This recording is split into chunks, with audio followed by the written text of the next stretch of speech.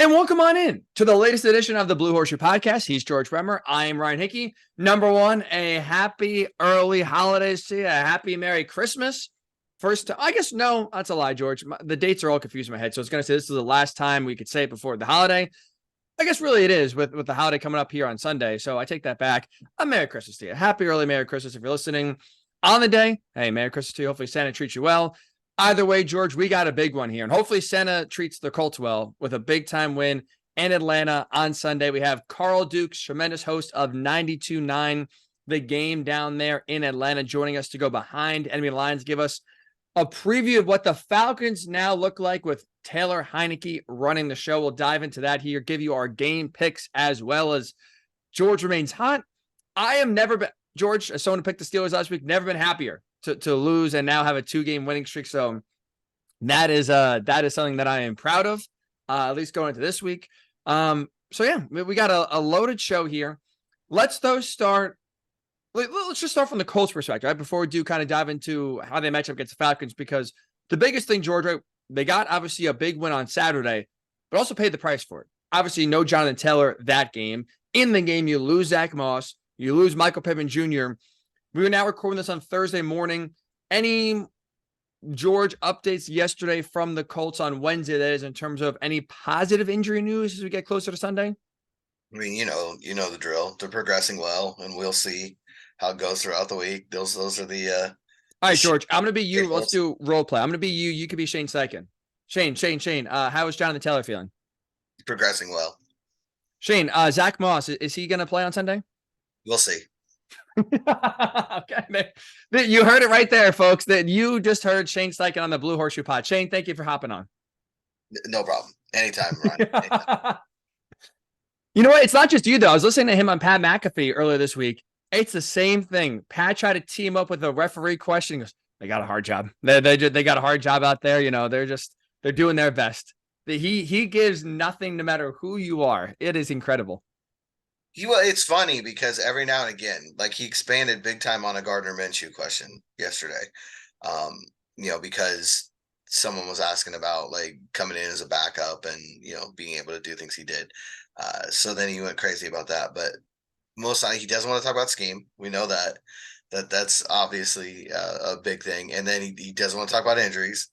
And it's bad because probably 90% of what we want to talk about is scheme or injuries. So, it leads to some really short answers. But, it doesn't matter. I mean, if you keep winning games, I don't think anybody cares. Ultimately, Bill Belichick was never the most expansive person with the media. And I don't think it mattered, until you're 3-10 or whatever, then it's a bigger problem. But I think right now what Shane's hoping, what the Colts are hoping is that there's some early Christmas gifts under the tree this week, and that you do open up a box and Michael Pittman is available, and maybe even Jonathan Taylor. Right now, I think if you're handicapping, you have to feel better about Taylor. There have been reports for a couple weeks that maybe this was the week he could come back. Obviously, the thumb injury is you can put a better timetable on that than you can a concussion. You have a better idea of how to come back. For him, it's going to be ball security. I think that's pretty obvious. Can he protect the football? If he can, then I think he'll play on Sunday. The fact that he was full on the first practice, even though it was a walkthrough, and so it's an estimation, but the last 2 weeks he was listed as did not practice in that walkthrough. So I think that's significant, and that's something that obviously we'll see how it goes for the rest of the week. But I do think that I think that was a significant step. It felt like it. And same for Pittman. The best he could be listed as under NFL rule in the concussion protocol was limited on Wednesday, and he was. So he got his non-contact practice. He's got to go through the contact practice, and he's got to clear the neurologist. And we've seen with Ryan Kelly a couple times this year. He was full on Thursday, he was full on Friday. On Saturday, he didn't get cleared. So we know that's when you'll for sure know on Saturday, because they're going to travel, and if he's not going to play, he won't travel, and they'll make an announcement sometime in the afternoon Saturday that he's been downgraded out if it doesn't happen on Friday. But we may also find out on Saturday that he's cleared and he's good to go. That one, I don't even want to try to predict. You don't know what's going to happen with a brain injury. You just don't. It obviously was horrific in the moment. Whenever both teams are taking a knee, that's a frightening situation. In my mind, I was up there when Austin Collie got hit against Jacksonville. It was the second time that year because it happened in Philadelphia like 6 weeks earlier, but he hadn't really played this first game back. And that's where my head went immediately. It was that kind of like, oh my God. And I know there were guys who have binoculars in the press box that were just looking for movement. And now TV saw right away when I got home and I saw the replay. The good news is immediately he rolled over and his arms were moving. You knew right away that was an issue. We didn't in the press box. And so it was incredibly frightening. But now, like, that doesn't matter. It's like car crashes in racing. You know, sometimes it looks like the most ridiculous crash. The car flips over 20 times. The guy walks away and he's fine. And then sometimes they just hit the wall and it's, life ending. So you can't tell just because right. More dramatic in the moment. Right now, the signs are positive with him. He was in the locker room on Wednesday. He was, seemed to be doing everything he normally would do. But again, you don't know, it's going to stay that way all the way till Sunday, because this is not a linear progression. You don't just, once you're getting better, you just keep getting better. It could change. It's whatever happens on that day. And I don't know how he responded to the walkthrough. That's one of the reasons you do the non-contact test. You come out, you practice, then you come back and they say, how are your symptoms? Are you better? Are you worse? And you see even a different, like what, CJ Stroud's in week 2? Yeah. I believe the Texans announced yesterday, or at least I saw on Twitter, and we know everything on there is 100% take it to yes. that he's not going to play. Is at least that's the way it's trending. Yes. There, for a second week, because he still has symptoms, which is frightening. And in all honesty, all my prayers out to CJ Stroud right now. You don't want to see anybody go through that. And it's particularly a young quarterback playing as well as he is. But Trevor Lawrence, on the other hand, there's a chance he'll play Sunday. It's still, we'll see. Who knows how it is with Pittman? I know the stats are really against people coming back in 1 week, but a couple Colts have done it this year. I know Mo did it at one point. I think there was one other player that did. I think Ryan Kelly, though, twice has been a 2-week situation. So we'll have to wait to see how that all develops all the way up till Saturday afternoon, honestly, because it's all about how he responds. And, right now, I would say the prognosis is good, but we'll see how that looks, 3 or 4 days from now. And if I'm not mistaken, right, Ryan Kelly is a great example. Even Anthony Richardson too. I mean, correct me if I'm wrong, George. I believe, wasn't he full at practice the week going into the Ravens game, and then on Friday he didn't pass a test and was ruled, or Saturday, whatever it was. But so he was full, which again does not it's not like any other injury. That's the only injury where you could be full at practice and still be ruled out. I'm expecting not to play. And I'm pretty sure memory serves me right, earlier in the year, that's what happened to Anthony Richardson. Was full and then not cleared to play, and did not play, obviously, in that Ravens game. So you're 100% right. We'll obviously monitor Pittman.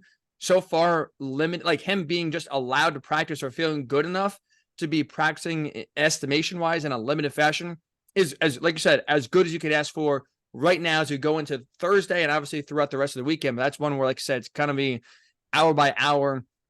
We won't have any clear answer. I guess the earlier the worse, because if we come Friday and you have a status, that's going to probably mean he's out, right? I think they won't know if he's able to play or not, probably till, like I said, they travel on Saturday, and he's able to pass the test. So that is something to watch there. Let me ask you this. Let's say the Colts get one back of the two, JT or Pitt.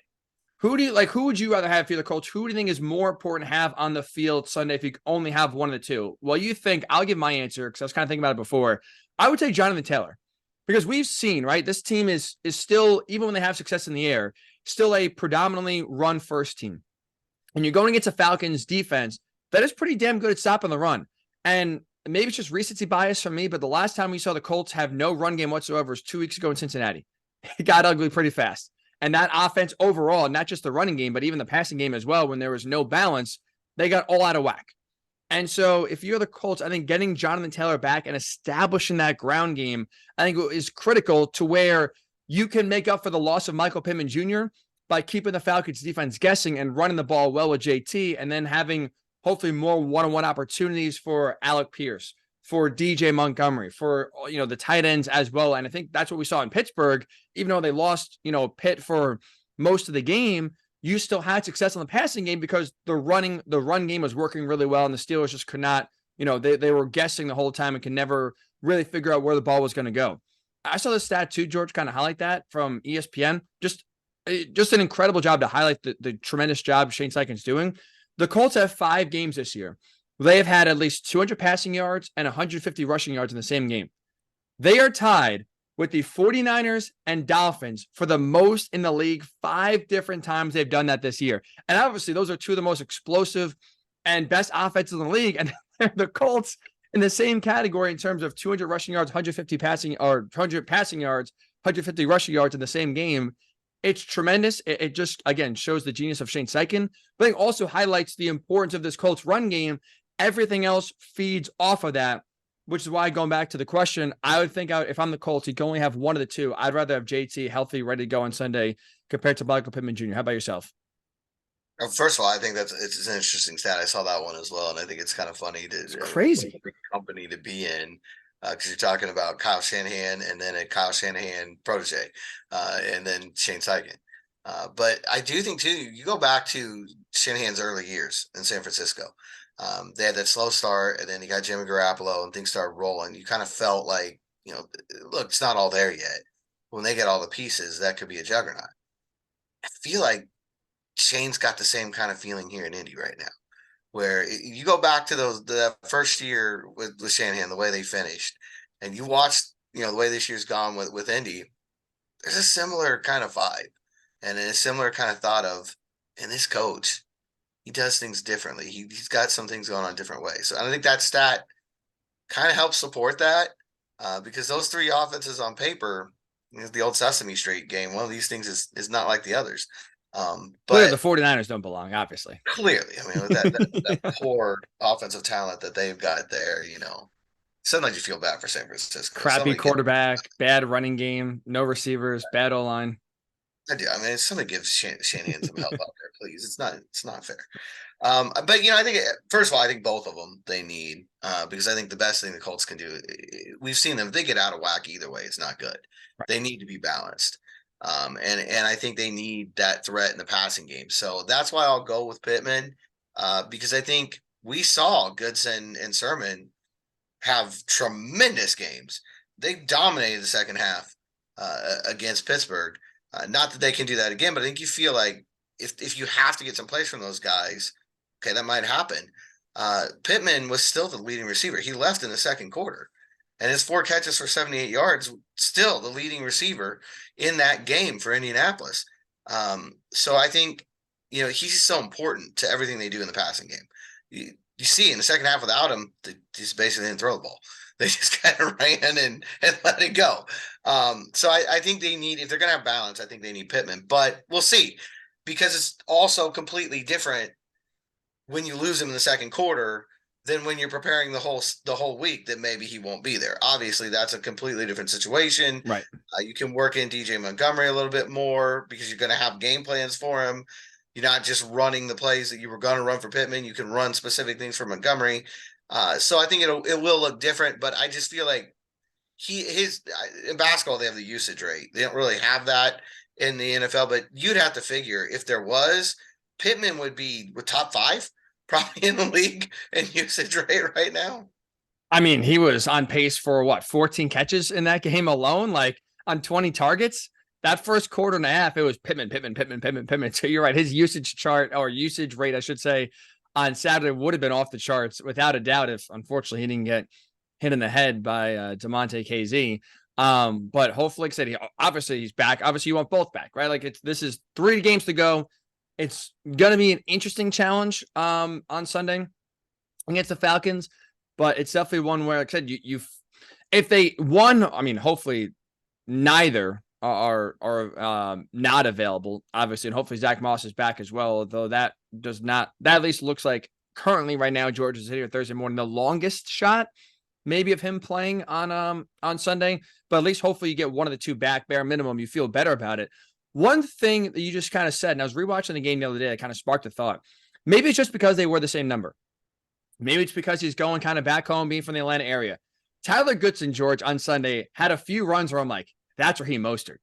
Where that's a guy where you get him on the edge and you see like the track speed, even kind of the way he holds the ball and like runs where it's just like he's running, like he's just like me and you walking, just like normally is how he's just like running. It just looks so effortless.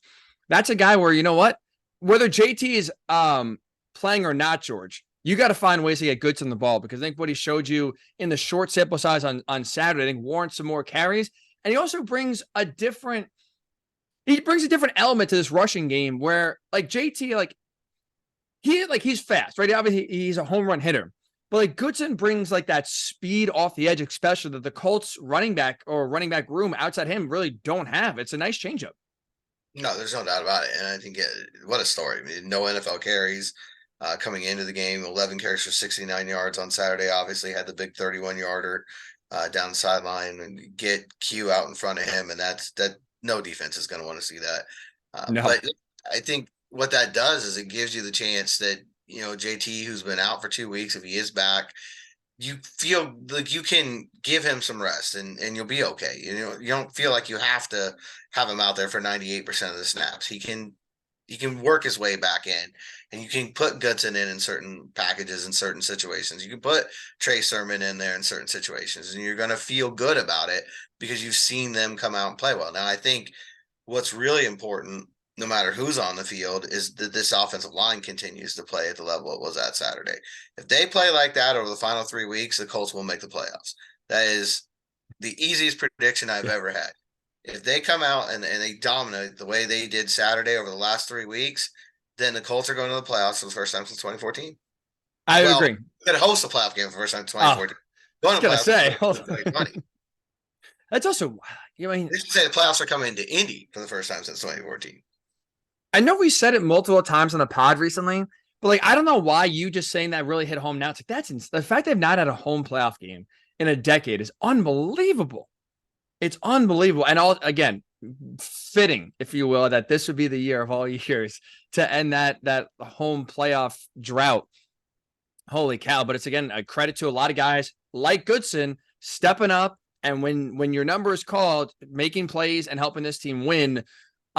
Speaking of availability, George, two guys we know definitely will not be available this game or at least the rest of the regular season. Tony Brown, Isaiah McKenzie this week, both announced that they are suspended for the rest of the regular season.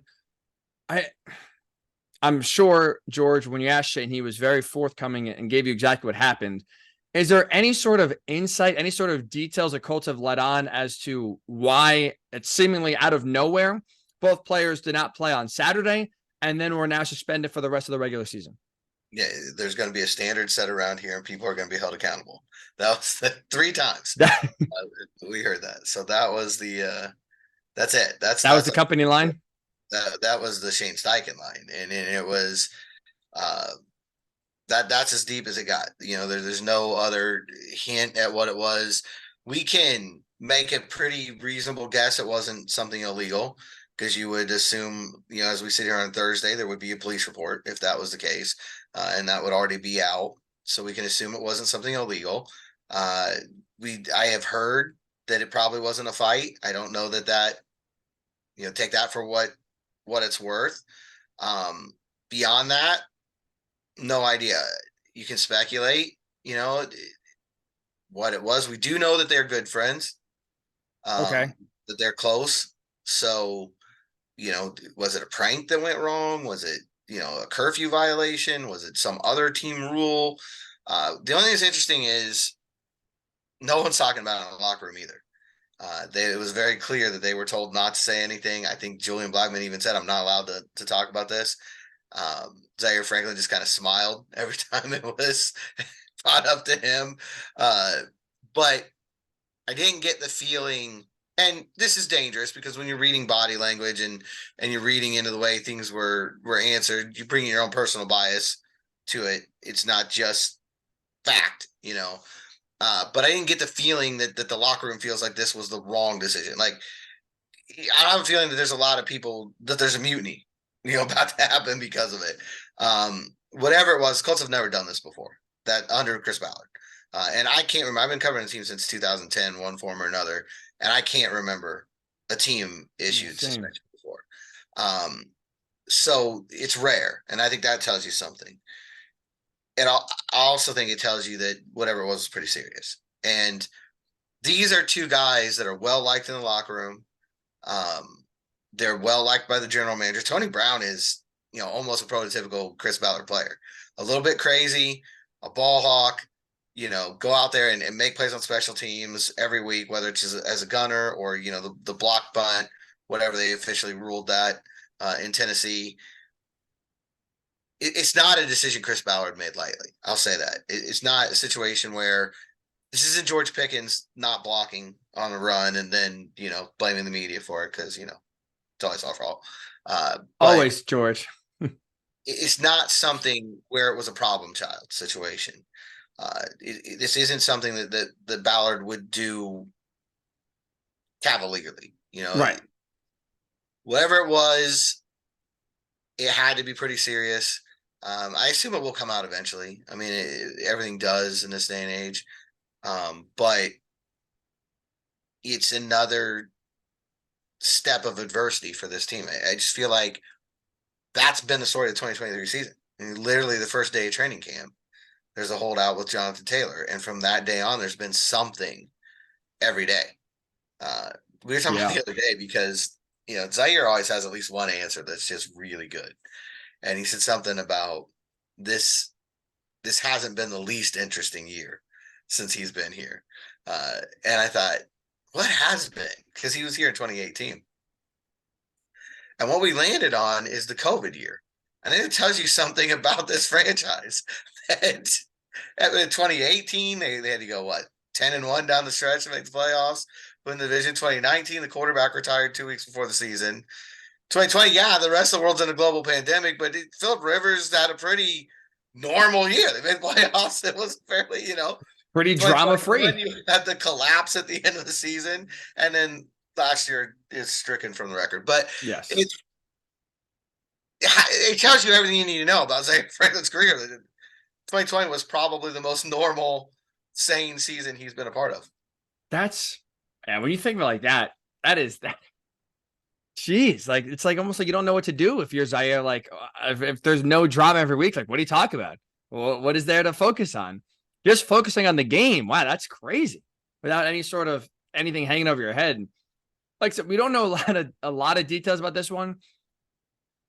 I think the point you make I think it is a good sign, at least that, because I think if this was players getting wronged or the coach or the GM, we don't know who suspended them, but whoever made the decision, if they were out of line or being too harsh or whatever, I would assume, George, one way or another, we would have found out what happened already because someone would have leaked it probably just to make the Colts look bad or try to, maybe influence the decision to get them back on the team sooner than if we have no idea what happened. So the fact that at least up to this point, it's not happened. The fact that, like you said, everyone in the locker room seems to be on the same page, at least publicly. We don't know. Hopefully we do know. But like I said, it seems to be where it doesn't look like Shane Steichen and Chris Ballard, let's just say the Colts overall, to make it easy, are in the wrong. And I think it, again, kind of shows if you are there's no messing around. Shane Steichen is truly all business. He kind of made that known from the first press conference. I think now you're seeing it and I think, look, this sucks, right? It's obviously these are two very important special teams guys that bring a lot to the team, like you mentioned. The Colts maybe don't win that game in Tennessee if not for Tony Brown getting that big time punt. We'll just call it a punt block to keep it easy. For the second time that led to 3 more points on the board for the team, for the Colts. So it's they are making impact plays on special teams, which is a big area for this team in terms of winning games. So it's not it's just oh, he's a backup, who cares?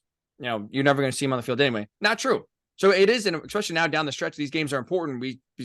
We'll talk to Carl here, but he knows, watching his Falcons team, how razor thin the margin of error is and how one play, good or bad, could change the outcome of games. And the Falcons have been in a lot of close games and have been on the wrong side of a lot of these close games.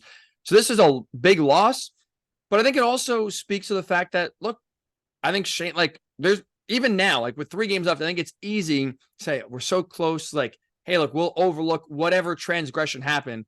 I think it sets a bad precedent for the rest of the team of just like they'll put winning above whatever. Shane's telling you there's no messing around. Whether we're in week 1, we're in the off season, we're now in week 16. You screw up, you're getting in trouble. And I think it just kind of holds, like you said, holds everyone accountable. And it just shows you that there's actually someone in charge. Where unlike last year, it just felt like chickens with their head cut off running around, and it was 53 guys doing their own thing, the coaching staff doing their own thing, and it's like they all come together on game day to make a new mess, if you will, for us to watch.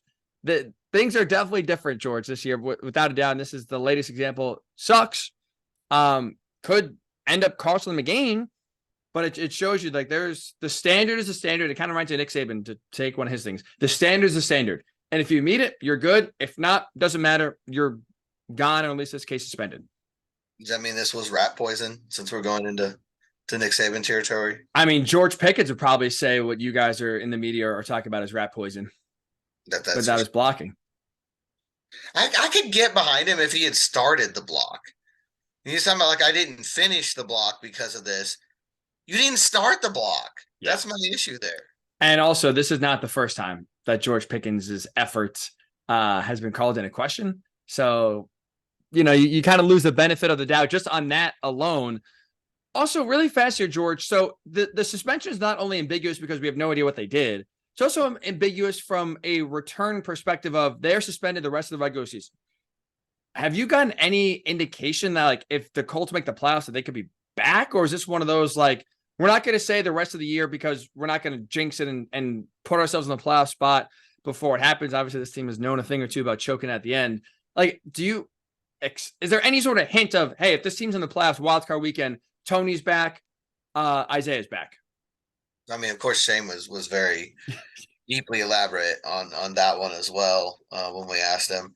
But they don't have nameplates in the locker room anymore. We did see that when we were in there. So take that for what it's worth. Grover still had a nameplate in a locker while he was out for 6 weeks. They do not right now. That's the only indication I have. Very interesting. And again, not that it's, well, at least with Isaiah, it's pertinent, and a little bit also Michael Pittman Jr. Colts to make 2 receiver moves in bringing Jaden Mickens, who is a return specialist. So that's going to be a guy I think we'll see on special teams probably as soon as Sunday, who won a Super Bowl with the Buccaneers, and then also bring back Juwan Winfrey. Both those guys signed to the practice squad. Now, again, for Mickens, it makes sense because that's a special teamer, and even if it's for 3 games, you're going to sign them. But also does kind of maybe shed light going back to the Michael Pittman Jr. status of just like Colts are preparing for at least maybe Pitt not to play, and you make 2 receiver moves. At least feels like that they are, making moves here to get set where they maybe might not anticipate either Pittman Jr. returning or Isaiah not coming back. Well, like we said with the Pittman thing, they can't know either. Right. So you've got to cover your bases. There's no way they can sit down and say, oh, he'll be here. It would be irresponsible not to plan for the possibility. And I think the thing with Mickens is, you get those 3 free call-ups from the practice squad. So he basically can be a 54th man for these last 3 weeks because you have to call him up. You don't have to put him on the 53-man roster. You can carry him as the extra guy. He can come up each of these 3 weeks. And then, if you're fortunate enough to make the playoffs, that's a good problem to have at that point. You can make a decision. True. That's very true. One last injury note here, George, before we do get to Carl Dukes to kind of go behind enemy lines with the Falcons. And that's Matt Gay, who popped up on Wednesday's injury report with a hip injury. Again, Wednesday was a walkthrough, so it's an estimation, but he was limited with a hip injury. This is the first time I've been aware of any sort of injury, but maybe George could explain the 4 total missed kicks by Gay the last 2 weeks, especially, again, the first one, I think, is in the locker room still, that ball with how bad it was missed. Has there been any is there, or this maybe, what's the concern level for the Colts? Where are they going to bring in a kicker? Like, is there a chance Matt doesn't kick on Sunday? I think they already would have. You saw the moves, a lot of those get made on Tuesday. So I don't think it's something that's threatening him on Sunday, but it does make you think that, okay, this is something that's probably played into the last 4 kicks that have been missed. And It's something to watch. They play indoors the rest of the year, so that should help. But I mean, the last two were obviously indoors. Right. But you're not going to have weather. I mean, that's not going to be an issue in Atlanta on Sunday. But yeah, I mean, you're talking about these games are razor thin right now. I mean, the importance is ratcheted up, and not the time to have questions at kicker. But I don't know at this point in the year. I don't know that bringing in the kicker is going to make you feel real comfortable either. Somebody just off the street. So I think it is what it is. You're obviously going to try to get him as healthy as you can. I think right now it appears that they feel confident he'll play because there isn't another kicker on the roster. But we'll see. It would be interesting to watch a Shane offense where he felt like he never tried a field goal, never tried an extra point. I think that would be probably pretty interesting to see how that turns out. Yeah. Oh, absolutely. That would be a little fun. I don't think he would mind that whatsoever. But I mean, I hope that's why Matt is missing more of these kicks, and it maybe, it can explain it more. Because I think obviously when we get down to kickers, I know obviously Matt's more of a veteran guy, so he can overcome the mental hurdle more than maybe younger kickers can. But obviously is the biggest, the hurdle for most kickers to clear is the mental hurdle of just missing kicks. It's in your head. And obviously we know that just spirals. I'm hoping that, again, that's a guy that you would think would be able to overcome maybe some mental blocks or doubts, if you will. You missed 4 kicks in 2 weeks. But hopefully hopefully one, he's healthy, obviously. Number 2 is hopefully maybe that hip has more to do with the missed kicks than just lost confidence, which hopefully, again, if he gets healthier, can maybe get those kicks go through the uprights, especially now. Again, 3 games to go, George. We just highlighted the special teams importance with Tony and with Isaiah in their absence. Kicker is pretty damn important, George, these last 3 weeks here. So I'm going to say, having Matt Gay fully confident and fully healthy, hot take, is going to be a very important one for sure. But obviously, like I said, we'll see how he progresses. I think you're right. If they had any doubts of his ability to either be healthy for the game and or have his hip impact how he's kicking, probably would have at least signed someone or brought someone in. At this point, as we're recording on Thursday morning, and so hopefully we're not sitting here Saturday scrambling to see who the hell did they just sign as kicker and trying to get the uniform there in time for Sunday's game. But at least it indicates that Matt should be back or should be still kicking on Sunday. But hopefully, like I said, that hip injury is not too serious and does not prevent him from missing any kicks. That's for sure. Down there in Hotlanta. All right, when we return, George, Carl Dukes, 92.9 The Game, tremendous host down there. We'll go behind enemy lines. And we'll start, Carl, with a very head-scratching move, George, or a head-scratching question, that is, and why Arthur Smith just hates giving the best players the ball. I don't get it. Maybe Carl has some answers. We'll get his thoughts when the Blue Horseshoe Pod returns. And welcome back into the Blue Horseshoe Podcast. Time to go behind enemy lines. Let's welcome on in the tremendous host of Dukes and Bell, 92.9 The Game, down there in Atlanta. It is Carl Dukes. Carl, welcome to Behind Enemy Lines, man. How you doing? Put them up. Thank you guys, man. I appreciate it. I wish I was coming on saying, hey, the Falcons are already in the playoffs and this game doesn't mean anything, but that's not what we're talking about. Yeah, no, not at all. It's a playoff game for both teams, that's for sure. But definitely the level of desperation is higher for Atlanta than maybe we thought coming to the year. That's for sure. And let's start there, Carl, because behind me, I got a Christmas tree. I'm sure Arthur Smith this week for most of the season has been getting lit up more than most Christmas trees around this country here. And the first question is really, Carl, why the hell does Arthur Smith hate giving the best offensive players on his team the ball? Early in the year when all of this was starting to kind of play out, and Bijan Robinson, who is an unbelievable talent, he just is. He's incredible. Bijan has the potential to become Christian McCaffrey, and he might, given the right circumstances. You drafted Kyle Pitts 4th overall. We call him the unicorn. He's 6'6", guys, runs 4.4, 4.3. His catch radius. All right. If I showed you, he looks like an NBA player. All right. You drafted Drake London. All of these guys are tremendous playmakers. And yet, as the season goes along, you start to look at the touchdown numbers. The biggest thing for this team, and the reason why they are in the predicament they're in, it's not because the defense isn't any good. The defense is so much better than it was the last few years. It's a top 10 defense in many categories. This team scores 18 points a game. 18 points a game. We are 3 weeks away from the end of the season, and you have all of this firepower and an improved offensive line. So to answer that question, I don't know. Ryan, I think here's the deal, and I've asked this question over and over to Art about why we are not getting more production in the red zone. And guys, I got to point this out. As much as everybody wants to point now to the fact that, hey, you know what? These offensive players don't get the ball the way they should. We also have a quarterback that has 16 turnovers. There are only 3 guys in the league that have more and 6 red zone turnovers. That's 6 touchdowns. Now, I don't know if you look at that at each individual game and you say, okay, you score against Tampa, you win that game. You score, last week and you don't throw the interception against Carolina, you win that game. I'm willing to tell you that Desmond Ritter's cost this team 5 games, 5 with turnovers. So as much as we want to, talk about why these guys are not getting the ball, part of it is you're putting the ball on the ground and you're putting the ball in the other team's hands, and that has limited what this offense can do. But still, it's been not as productive as we thought it would be. That kind of leads into the question I have, which is, how different does this offense look with Desmond Ridder running it versus Taylor Heinicke? Not much. When we went through, I went to the Tennessee game. I was at the Tennessee game. Titans, it was Will Levis's first start. This was in October. And nobody really knew what to expect from Will. And I had seen him at Kentucky. My daughter had went and visited college. And so we went to the Georgia-Kentucky game his last year there. And it was like a close game, not a lot of scoring. Will was kind of limited. And, he didn't necessarily look great. His junior year, he was tremendous. And I'm only bringing this up to say it was kind of an unknown, but I had told people this kid can play. Like I had seen him his junior year, and then I came back the next year and saw him his senior year. And I said that he can play. I just don't know what to expect in this offense. My guess is they're going to protect him and give the ball to Derrick Henry. Guys, they went over the top 4 times. He threw 4 touchdowns in that game. And in that game, Ridder gets benched, okay?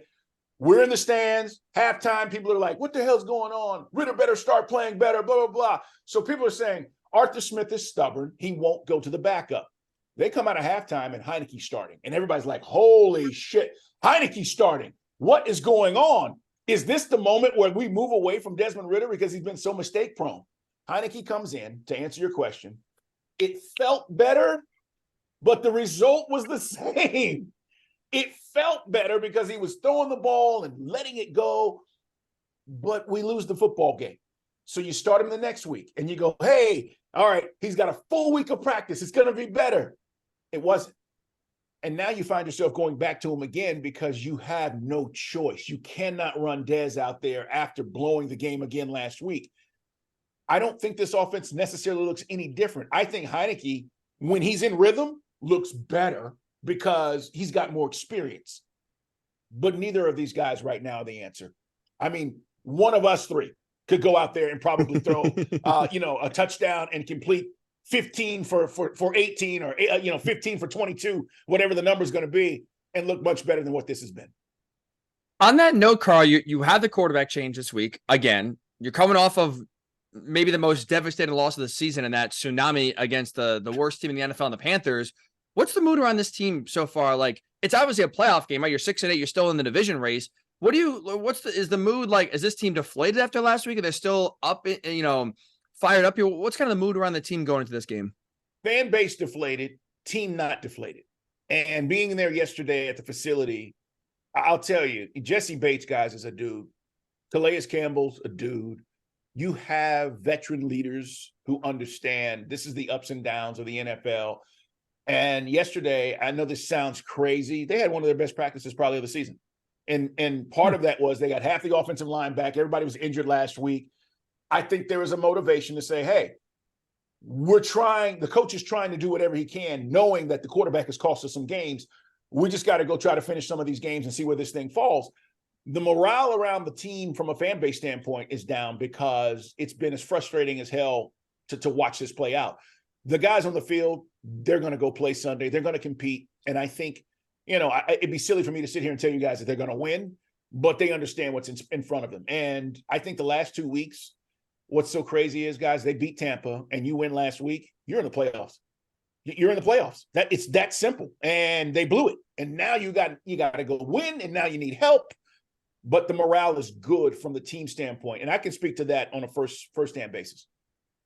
Along those same lines, you are just a game out of that division lead. Obviously, only 3 to play, so everything is magnified now down the stretch. Is there a sense of this being sort of an elimination game? Is this a must-win game in almost every way? I think so. Listen, the Colts now, you guys know, I mean, hell, they're right there. They could win this division. Who thought that was going to happen, right? I mean, Anthony Richardson goes down. And guys, I love Richardson. Like, I really think he's got a lot of potential. He's 20 years old, right? Well, he'll be 21 next year. He's going to grow into his own. He was getting it, and then he gets hurt.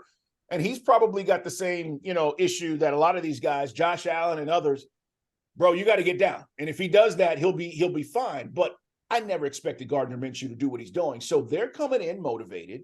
It is absolutely an elimination game. It's a playoff game. The irony for the Falcons is, let's just say you win Sunday. You got to go to Chicago.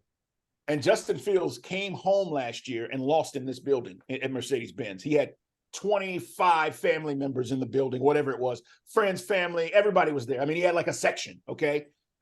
And he felt like he did not play well. And I'm speaking from, people that are close to him, and I'm friends with the family. And he was really upset about the fact that he came home and kind of laid an egg.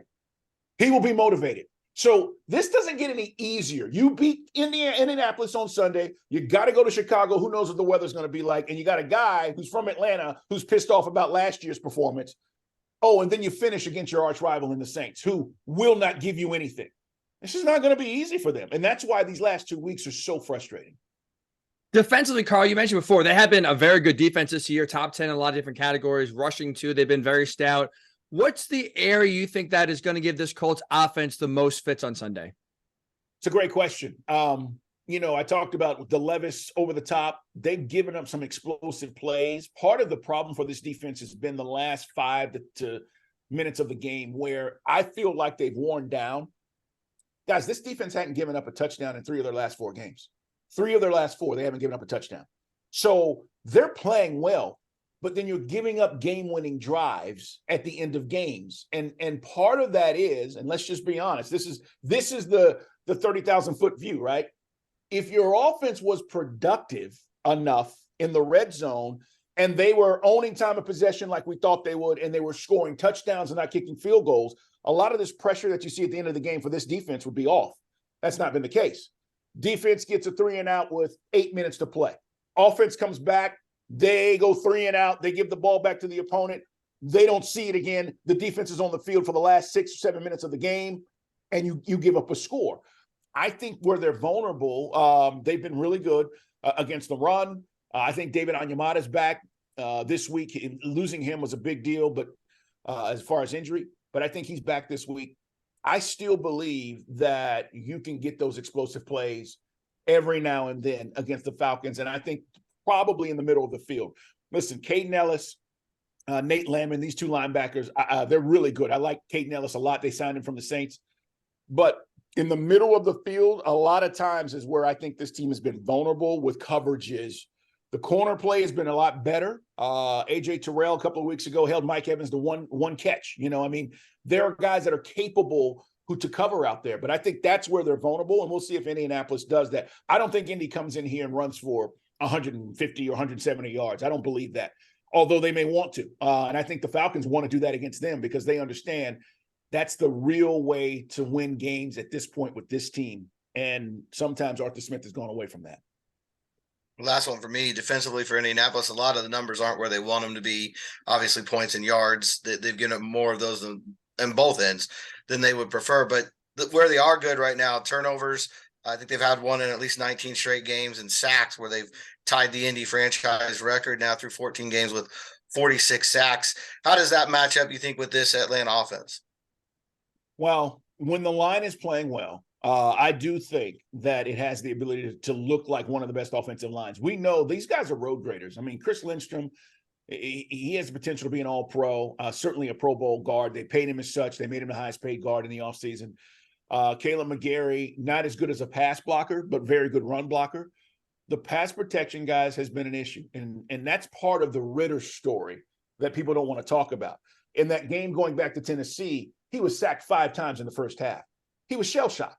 So part of that is, if you're not protecting and you've got a rookie quarterback who's learning on the job and he's getting killed, now all of a sudden he gets, I got to get rid of it. And then you make mistakes. So that's been part of this story. But to answer your question, this is going to be one of the challenges on Sunday. They know they get after the quarterback. The Falcons just last week went over 30 sacks for the first time since 2018. They don't sack the quarterback. This team hadn't sacked the quarterback. So to know that Indy is coming in with 40 plus numbers, and this is a team that has struggled at that position at quarterback, they're going to come after Taylor. They're going to put some pressure on him, and they're going to try to make him make mistakes. And I think the Falcons know that. Let's see how Arthur Smith combats that. Is he throwing screens to Bijan? Is he getting it out, bubble screens on the edge to Pitts and company or Jonnu Smith? How do you combat that pressure is how we will see how Arthur Smith operates. And then maybe you get him out of that a little bit, and it allows you to run your offense a little bit more effectively. But I think it's going to be a big challenge. It wouldn't surprise me, guys, if the Colts have 3 sacks in this game. And then finally, Carl, to wrap up here on Sunday in Atlanta, the Falcons win this game if they play clean. It's so simplistic, Ryan. I mean, it's the dumbest thing that people say, and we're in this business, and it's like, yeah, they can't turn the ball over on Sunday. and guys are like, duh, you're an idiot, dude. Of course they can't turn it over. But it is that easy. Like, this team has been plagued by turnovers. If Taylor Heinicke throws the ball to Indy twice, this is a wrap. If he fumbles twice, this is a wrap. If Bijan puts the ball on the ground like he did last week, those things cannot happen. It is simply a function of playing clean.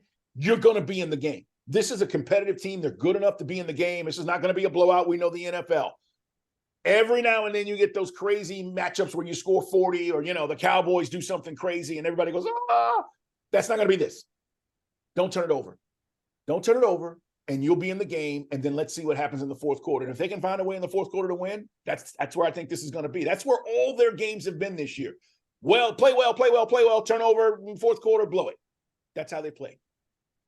92-9, the game's finest right there. Carl Dukes. Carl, appreciate you coming on Behind the Main Lines with us right here. Thanks, fellas. I appreciate you guys. Hope we get a good game on Sunday and continue the great work you guys do, man.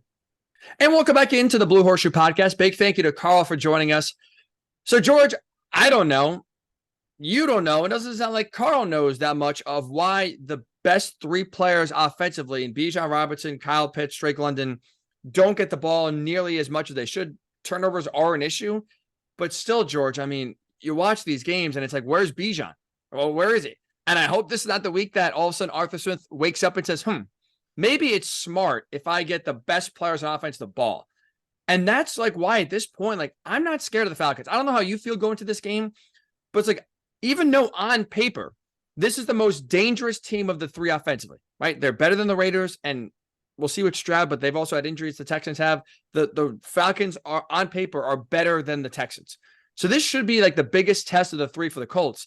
But with that said, because the head coach doesn't want to get the best players the ball, I'm not scared, George. Taylor Heinicke does not matter. Arthur Smith does not put his best players in positions to get the ball and have success. So even though they're all 3 are game breakers, I'm going to this one from a Colts defensive perspective. And you mentioned talking to Carl, the Colts give up their fair share of yards and points. I'm not worried whatsoever because the head coach doesn't want to give them the ball.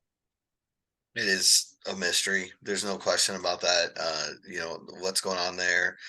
It's been the talking point all season long. And hopefully it continues to be one after Sunday.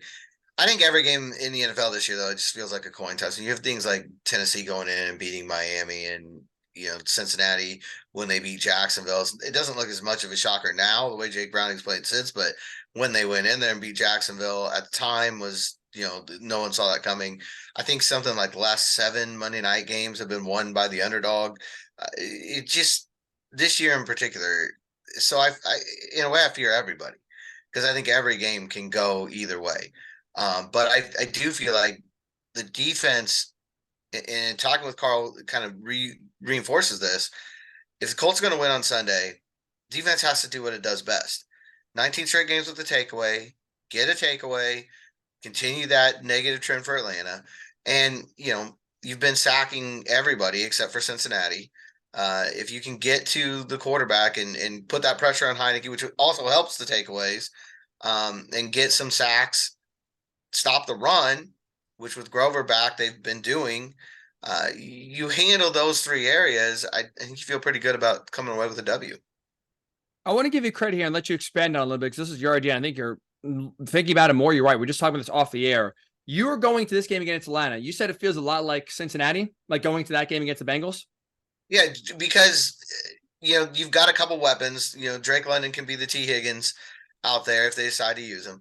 And you've got obviously Kyle Pitts, who's unguardable if he's on the field, but you want to go with Jonnu Smith, that's your choice. Bijan Robinson is exactly the kind of running back that can hurt this team, getting to the outside, making those edge runs where they tend to have the most trouble. So you've got to find a way to shut that down. But I think you go back to Cincinnati game, what killed them? If you're looking at one thing in that game in Cincinnati that turned the tide, it's the screen game. They had those 3 screens that set up 3 touchdowns in a game that otherwise, who knows what it's like. You take away those 21 points, it's 14-13. So you have no idea if it's called stop the screen game. Because again, Cincinnati, we talked about it in the postgame pod that day. They ran the ball for a lot of yards, but it wasn't a real efficient running game. But you get away with it because you got those big plays in the screen game. And that eventually opened up to make a couple big plays to T. Higgins. I think if the Colts can do an even tighter job on the run game, do more like they did against Pittsburgh, and they can shut down that screen game, I honestly think that's where it's going to be. Because if you're Atlanta and you're watching that Cincinnati tape, and I'm sure they are, and you're watching the Pittsburgh tape, you're thinking our best chance is to use that defense's aggression against it, get some big plays and screens. Kwity Paye shut it down last week. Mm-hmm. I think that's going to be the key again this week. I did get some PTSD when Carl said screen. I'm like, oh, had some shivers. I'm just like, oh, that brought back, like you said, 2 weeks ago, the horror of watching Chase Brown run through this damn defense untouched for huge chunks at a time. You're 100% right with the screen game. And again, if Arthur Smith was smart, you just get Bijan in space and you see, okay, 2 weeks ago that killed him. Let's see if we can bring it back. The Steelers couldn't do it, but let's see if we can now try to do it this week. They have the weapons to do it. It's just, do you want to do it? In that similar vein, because you're right, the screen game killed him. And the other thing I would say that killed him defensively in that game against the Bengals was the lack of pressure on Jake Browning. They've been sacking everyone, for whatever reason, except Jake Browning against an offensive line that's not the best in the league by any stretch of the imagination there in Cincinnati. And you look at now the Falcons making a quarterback switch, going to Taylor Heinicke. And it's like, that's a guy that, forget about just sacking him. If you let him break contains, that's also a part of it too, right? It's not just getting after the quarterback, but you got to keep your rush lane integrity. Because if you now are getting too wide and you create holes where Heinicke can slip out of the pocket, like I would argue, George, that's where he's most dangerous. That's where he makes his most plays. And that's where I think he wants to be. He's not a guy he's been a career backup. So it's like we don't have a lot of tape on him. But I think he's making now, it's like 27th, I believe, start of his career. I think he's, 12, 14-1, something like that. Oh, so that's quick math, 28th start. In the 27 starts prior we've seen him make, that's a guy where I don't think he wants to be in the pocket long. I think he wants to break contain, roll to his right, roll to his left, and either tuck the ball and run or break contain. And now all of a sudden, sorry, I thought I heard someone knock on the door. My fault. Breaking my own contain there. And break contain to where all of a sudden, now he's loose and it's a 2-person threat where he can either run or pass. We've seen a lot of big plays from him out of the pocket in that vein. So it's not just, like I say, getting after the quarterback, but it's maintaining your rush integrity. 1, so you don't allow big screens to happen. And then 2, to keep Taylor Heinicke in the pocket. No, and I think that's what you saw last year when the Colts played the Commanders. Him getting out of the pocket and finding Terry McLaurin down the field. That, especially in the game-winning drive for Washington, that was the difference. Not keeping him in the pocket and not allowing him to make those big plays. And I think, when you go back to the Browning situation, I think a big part of the reason the Colts didn't get after him was the screen game. They weren't able to stop the screen game. They weren't able to come with that full head of steam at the quarterback, and Bengals took advantage. So I think it's going to be critical to A, stop the screen, and B, keep Heinicke as much as you can in the pocket, make him make plays from the pocket where he's probably less comfortable, and get that pressure on him. The good thing the Colts have done is it comes from all angles. It's not like it's, just double team Samson Ebukam because he's got 9.5 sacks and he's the leader of this team. Well, Dango's had a really hot run here for him lately. Kwity Paye has shown again and again he can get the quarterback, and yeah, there's DeForest Buckner straight up the middle too, who you might want to be concerned with. So I think that's, as much as the offensive line playing well is critical for this team in the last 3 weeks, the defensive line too. The Colts are going to make the playoffs and maybe win the division. They're going to have to win it in the trenches. And I think this game is a perfect example of that, because if you can shut down that I mean, Carl said it point blank, they've got to run the ball. That's if the best path to victory for Atlanta is to run the ball. You've got to take that away. If you can do that and you can get the quarterback on the ground, there aren't many offenses in the league that do well when those two things are taken away. And you got to keep the takeaway train going, because, I mean, Carl said it too. Like, this team has been plagued by turnovers. And I laugh because he's 100% right, especially working in sports radio here, like a lot. Like, it's obvious, win the turnover battle. And sometimes, George, when we're talking about it, I laugh myself because it's like anyone can tell you that. But it really, in this game, it is paramount, because you look at the turnover differential. Colts are +4 in the season. You go back to last week, they win the turnover battle 3-0. They blow the Steelers out. The Falcons are -6. They're one of the worst turnover teams in the league. And you go back to just last week. I mean, the Falcons are driving down the field against the crappy Panthers, and Desmond Ridder throws a strike right to the DB's chest at the 3-yard line of Carolina. So they all of a sudden now take points off the board. They drive down the field and win the game by kicking 3 damn field goals. And turnovers were a big issue in that game, and why you lose to the worst team in the NFL, but a big issue all over all season long, I should say, as to why they have Ferraris on offense, but yet average 18 points a game.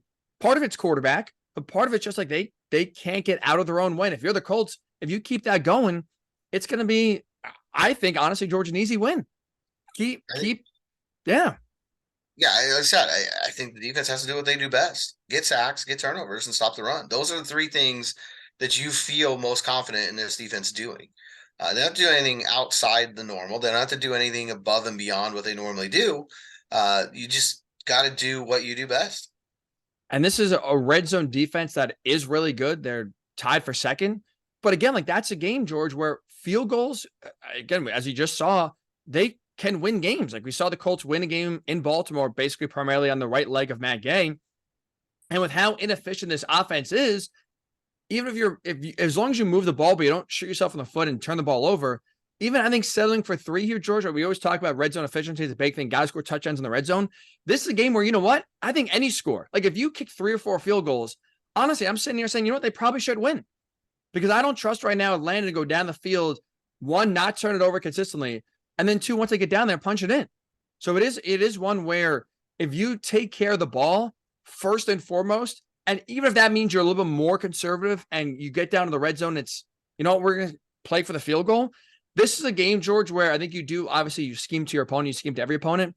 This is one where if you're Shane, maybe be more conservative, let's just say, in his terms, because that's still pretty aggressive for some other coaches in the league.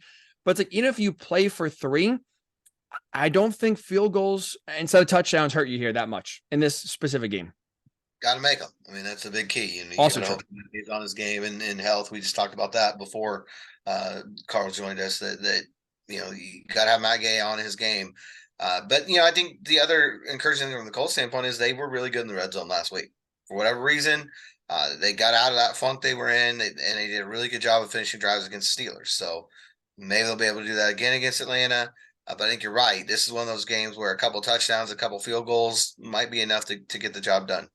And last thing here, you heard Carl say the one area, this has been a good Falcons defense, right? They're not losing games because their defense has been poor, like we've seen in a lot of years where they have the high-flying Matt Ryan offense and no defense to stop you. It's been good. But the one area you heard him say like that they're vulnerable in is over the middle. And especially if Michael Pittman Jr. can't play, George, that's one where we saw Mo Alley-Cox have 1 touchdown. Really should have been 2 if he held on to the one in the end zone. But like now you're seeing, again, the tight ends be a little bit more explosive. Drew Ogletree, now Minshew missed him, but they targeted him in the red zone. He was open. Like, that's one where the tight end game really this week could be more prevalent, and we could see a lot more. If you're going to take deep shots, it feels like maybe over the middle now to some streaking tight ends. We haven't seen it a ton, but this feels like the week you could break it out. Yeah, I think this could be a bigger week for the tight ends. And if Pittman doesn't play, it could be a bigger week for Josh Downs. He's been quiet a little bit the last few weeks, but that's where he does a lot of his damage. Get him over the middle, get him match up on linebackers. We've seen him go deep over the middle before. This probably the week where you, even if Pittman does play, you might want to get Downs involved a little bit more. But certainly if he doesn't, you could lean a little bit more heavily on the rookie. You're right. He has been quiet. He's due. He's due for a nice game here. A little Christmas Eve breakout in Atlanta. Not a bad time. Not a bad time to get him back going here on the right track. All right, George, I should say, get the game picks in here. You're having a hell of a season, man. You are having a hell of a season picking games.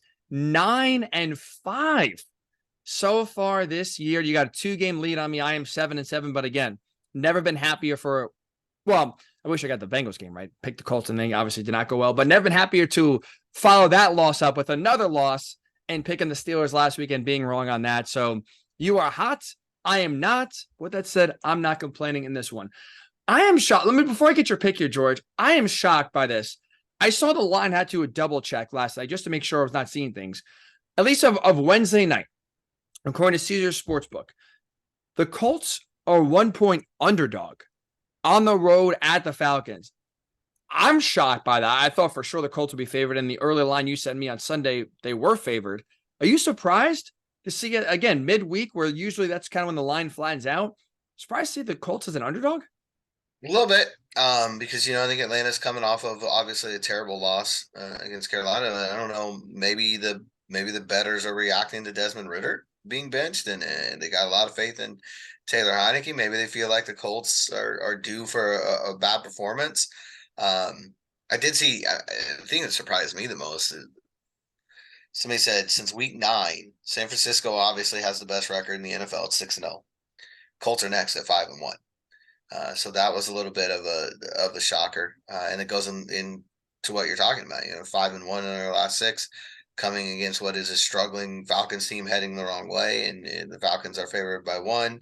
It always makes me wonder, like, people in the desert know something we don't know, because they're not usually way off on these things. So we'll see how that turns out. I think it's a tough game to pick. I think they all are. I mean, I said a few weeks ago, I thought every game left was a coin toss. I think going into the Tennessee game, when we were talking about how important this 5-game kick was, at the end of the year, I still feel that way. Every game's a coin toss. You don't know which way it's going to go. It feels like the 20th straight week where the opponent is desperate and needs a win in the worst way to keep their postseason hopes alive. Obviously, the Colts need a win.